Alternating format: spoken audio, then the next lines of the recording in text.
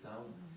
A Rádio Voz da Liberdade, há uma personalidade que nos é familiar aqui em Coimbra, o Manuel Alegre, que foi um dos locutores de referência, digamos, que se notabilizou pela sua ação. Depois de ter, curiosamente, cumprido o serviço militar, foi para a Argélia, enfim, tal como os portugueses, e como diz o Eduardo Lourenço, por barco em viagem, aqui com um intuito muito claro de reagir. Enquanto que nós fomos exilados dentro do tal barco em viagem, a verdade é que ele saltou do barco, como outros saltaram, e foi para fora e reagiu diretamente da Argélia através do meio rádio. Mas ele foi também no mesmo barco. Sim, foi preso depois, e foi preso, e portanto, a partir daí é que... Exatamente. Fez o serviço militar em sítios particularmente difíceis, quando referimos, aliás, ele próprio escreveu para o Adriano Correia de Oliveira, uma das peças é a referência a Nambongon, que vem de... Tem um poema lindíssimo. Agora, esta é curioso porque é pós-69, portanto, ao maio de 68,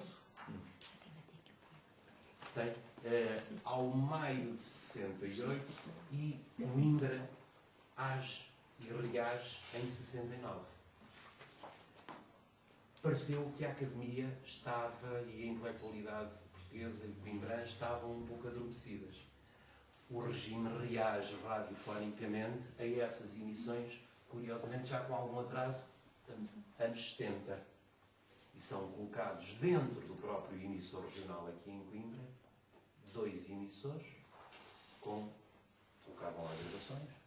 Nosso António José Lourenço, o Tiago Abreu, queridos companheiros do António José Lourenço, esteve para estar aqui também connosco, colocavam uma bobina com qualquer coisa, a uma velocidade desalinhada, digamos, para alinhar com o regime, não é? E então, para alinhar, não eles, mas era uma rotina profissional. E faziam com que aquela frequência era inaudível ou pouco perceptível aqui numa área, num raio, por exemplo, de 10 km, depois já não sabe. Aliás, verifiquem, eu não sei até que ponto o Alentejo não está algo politizado um pouco à custa da rádio. Eu gostava de saber, gostava de deixar esta pergunta no ar. E porquê é que no Alentejo começarem não se investe com estações de rádio? Porque não há potencial económico, não há capacidade, mesmo no interior. Não se podem manter estações de rádio privadas, não justifica. Aí as cadeias de rádio absorvem e é difícil o investimento aí. Não é assim, Sr. Publicitário? É, tem razão. Muito obrigado. Isto faz com que essa questão podia, porventura, com alguma pertinência, ser formulada.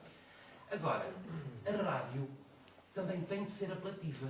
Para além de ser informativa, do referencial informativo, ela, a determinada altura, emocionava as pessoas, punha as donas de casa, porque, enfim, o país exagerou em donas de casa.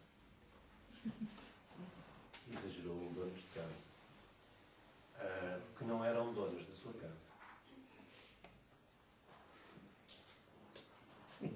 Foi uma limpeza tive. E apaixonava-se pelos locutores. Exatamente, Se quiser falar disso, esteja à vontade. Só que normalmente essa há 2 minutos para falar, para usar uma palavra. Queres que fale sobre as paixões do Queria que nos falasses, Francisco Amaral, do sentido estético que envolvia a rádio e no qual presumo que um dos homens que mais se liga ao sentido estético nos trabalhos que faz e é uma referência para nós, reafirmo e justifico porque é que há pouco fiz esta afirmação que ele não gosta de ouvir. O Francisco Amaral, até talvez pela sua formação na área também da história e das artes, tem apura o sentido estético na mensagem radiofónica. Não sei se não se terá perdido esse sentido na transição da década de 60, por exemplo, para os anos 70, e para a agitação dos anos 70 e 80. Como é que tu viste essa transição? Porque foste um apaixonado observador. Não tanto práticas, nessa altura, mas mais de forma teorética.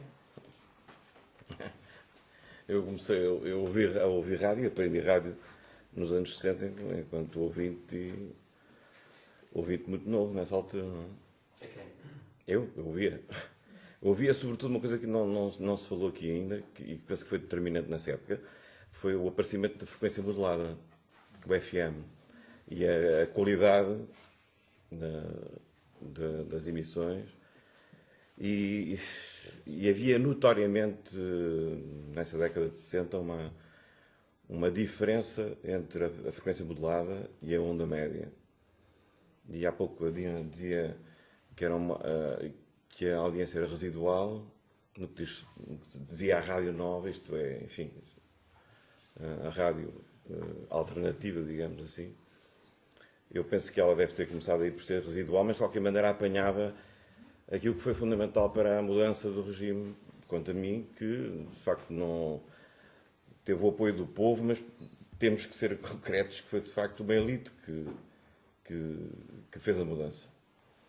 E ou que despoletou a Bolsa de 25 de Abril e, portanto, em termos de militares falou-se sempre muito, que eu acho que sim, que isto é verdade, que foram os milicianos que foram determinantes. Por sua vez, essa gente era muito nova e, digamos, as suas concepções que passaram por outras coisas, não só pela rádio, pela apreensão do mundo de outra maneira, mas pela rádio penso que foi fundamentalmente pelo lado não da informação, tirando a informação do Luís Filipe Costa e de poucos mais, porque vocês há pouco diziam que havia um grande controle em relação à informação na emissora nacional, não é? Isso talvez não... Também havia, claro, nas estações... Quais eram mais? Era a Rádio Clube Português, a Rádio Renascença e os pequenos... Os noticiários vieram mais tarde. Pronto, e os pequenos grupos, e os pequeníssimos emissores associados de Lisboa, também havia o Norte Reunidos, mas que não tinham qualquer tipo de influência. Portanto, digamos que a partir de metade dos anos 60, embora a invenção seja anterior, mas a estabilização da frequência modulada em Portugal, e particularmente o rádio português em FM, veio alterar veio alterar profundamente a estética radiofónica daquilo que se fazia. E a abertura a novas músicas, a novas ideias que estavam ligadas com a música. Porque nos anos 60 é impossível falar de cultura, ou de culturas e de ideias novas sem falar da música. E, portanto, essa novidade que foi o FM, acho que marcou muitíssimo. Podia ter começado com 2%, não sei até quanto é que foi, mas foi de facto um grupo provavelmente pouco pequeno de gente, mas com programas como o Em Órbita, que não falámos ainda hoje à noite. Eu acho que é um programa determinante, mesmo muito determinante da rádio em Portugal, embora não propriamente falando com o povo, nem falando acerca de nada especialmente, mas apenas... Não. Era quem ainda está aí, o Jorge Gil e o... João Luís Nunes fez locução, o Cândido Mota fez locução. Em relação ao Em Órbita. O primeiro é o Cândido Mota? Não, o primeiro acho que não foi o Cândido Mota. O Cândido Mota foi o último. É, O Cândido Mota foi o último. Foi o último.